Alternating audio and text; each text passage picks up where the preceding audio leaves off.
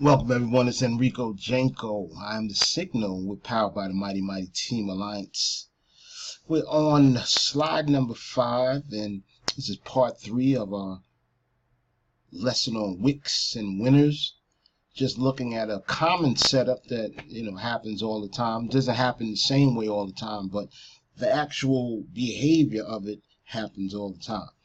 All right, so we're on slide number 5, and we're looking at this particular candle, which happens to be like a second leg of this full leg. Like this right here is like one full leg, and this is like the second leg of it, right? And this part of it, it climbs down the wick region. You see, as we're climbing down this wick region, the market is actually moving to the direction of the wick, right? So the wick actually, led the way, so to speak. All right. And if you look, you see there's hesitance because there's bulls in the market, right? But that hesitance, it makes everything kind of indecisive right around that mark because there are bulls in the market. So being that they are present in the market, and they are present enough to even move it, this little bit, that means they could possibly move it a lot. So we have to be careful in that region. The bears, they're testing this region, this 1.3070 to the 1.3069. As you can see right here, this is down here is about the 1.3069. And this is probably about 68 points. So we could even say it's testing all the way down to the 3068 region, right? Now, what happens is while this testing is going on, the bulls that are here are part of the test also, because there's always a push and pull in the market, right? You always got to remember that there's an oscillation, right? It's not just one move. It's a push, like a pump and a breathing, right? So while the bulls are pushing up, right, the bears are pushing down, they're squeezing the middle. All right, and we're always looking at the amount of it. All right, that's what's going on. And while we have the wicks are showing that this oscillation has happened quickly at some points, and the points that it did happen, that it did occur, are important because that behavior represents whether the bears are dominant or the bulls are dominant in the market at that particular time. And that's important in your trading, because if you're talking about binary options, timing is the most important factor there is. Now, if we're looking at this from the point of a Forex trade, we know at this point of high push and pull, right, movement right there, well, we know that's some type of turning point. Something is going to happen. Some type of action is going to be a result of this. It's going to be a resultant of this oscillation. All right. So knowing that, we can place good bets on either side of that oscillation if we're looking at it from a directional Forex play. All right. Let's move on to the slide. Now look right here. You see the bulls come alive, and they make the first new high in the market in a while, right? So it's been always just a bear party most of the time. The bulls have made their self known by slight underside belly pressure, so to speak, but they haven't really, shown any real grit in the market. And right here, you see the bulls finally get a little momentum, and they have a slight, I wouldn't call it a rally, but I would call it a surge. Right, they have a slight surge in the market. All right, like we said, what was going on? We said that there's going to be buyers here, right? There's been buyers down here, and once again, the buyers push the market up, and it's testing that same mark, right? in this same 69 area, is testing that area, and at this test you see that the bulls are present and they push the market up. Now this up push that we see, that may not be enough to make other bulls come off the sidelines, right? But it definitely, because of this move, makes us question whether we're going to sell now, right? If we're going to be selling right now, right? We're looking at this as a sell, but right at this time, are we going to sell? Maybe, maybe not. Right now, I would look at it as the market is still making a decision. So we should still be looking to make our decision. We don't know yet.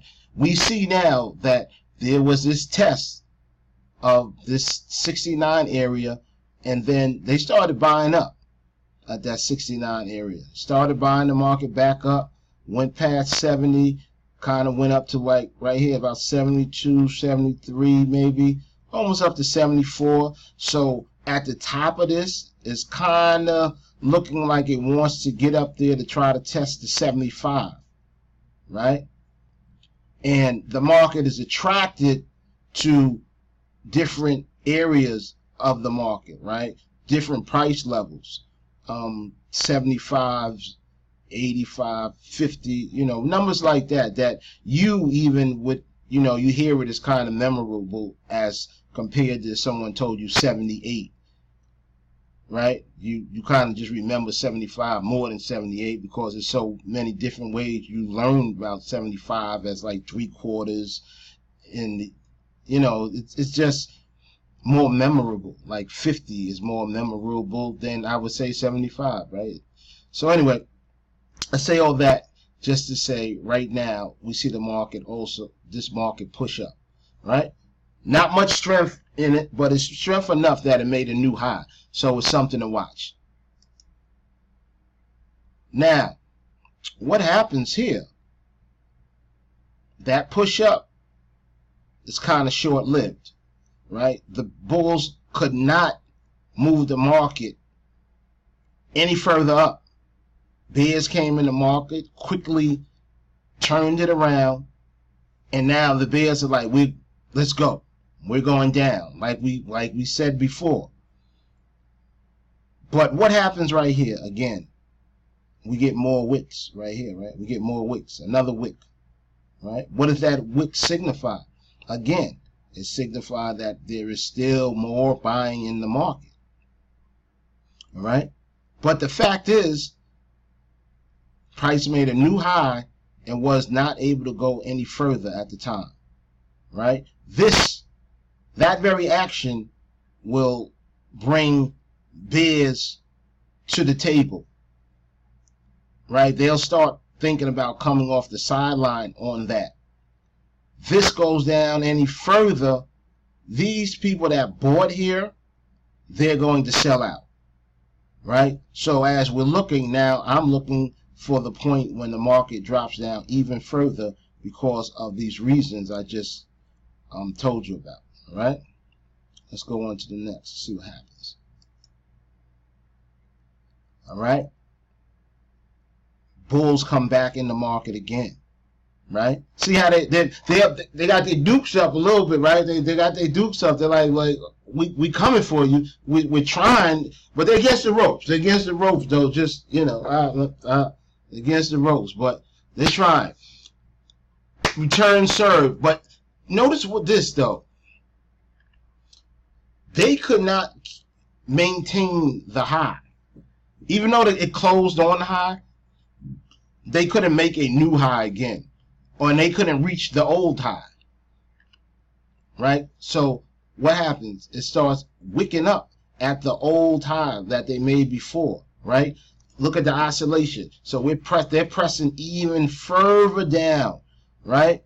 Pressing even further down. These bulls are getting like kind of squished even further down, right? Now the very fact, even more so than before, the fact that these bulls couldn't continue and they got reversed down. Now, when they come back, they got to come back strong to make other bulls believe that this is real, and to make, you know, any sellers that were in this candle believe it's real. Right now, if you look at it, the sellers that are in this candle right here, if I sold right here and I saw this, I'm not really too worried about it. I'm not worried about it where I'm like, oh, I got to get out the trade. Right? I'm not worried about it at all. Right?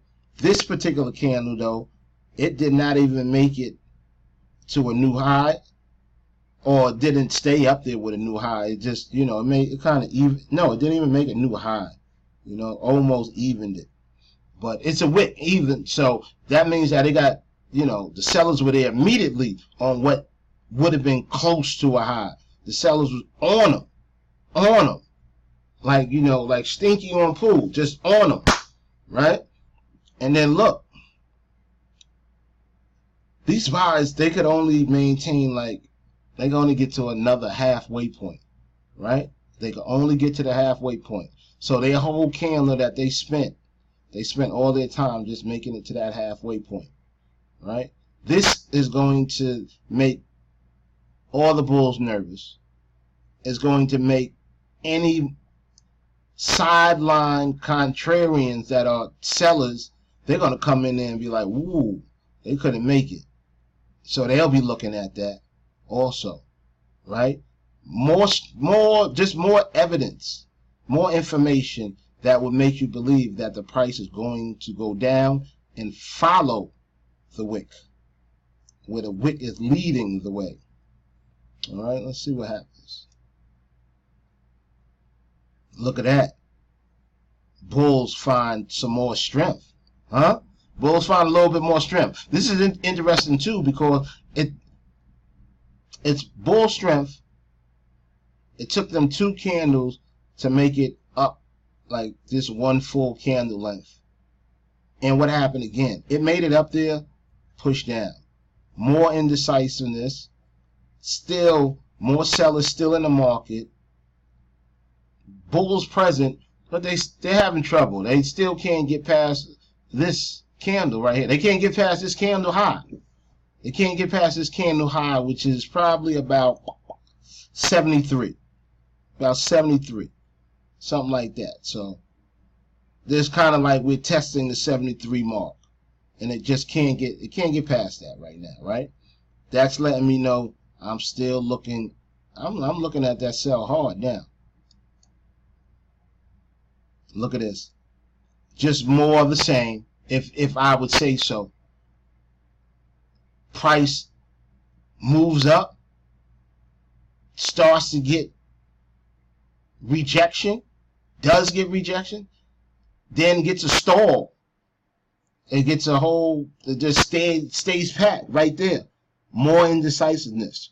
Where will this go? Right? Where's the market gonna go? Who knows, right? So we talked a lot real quick.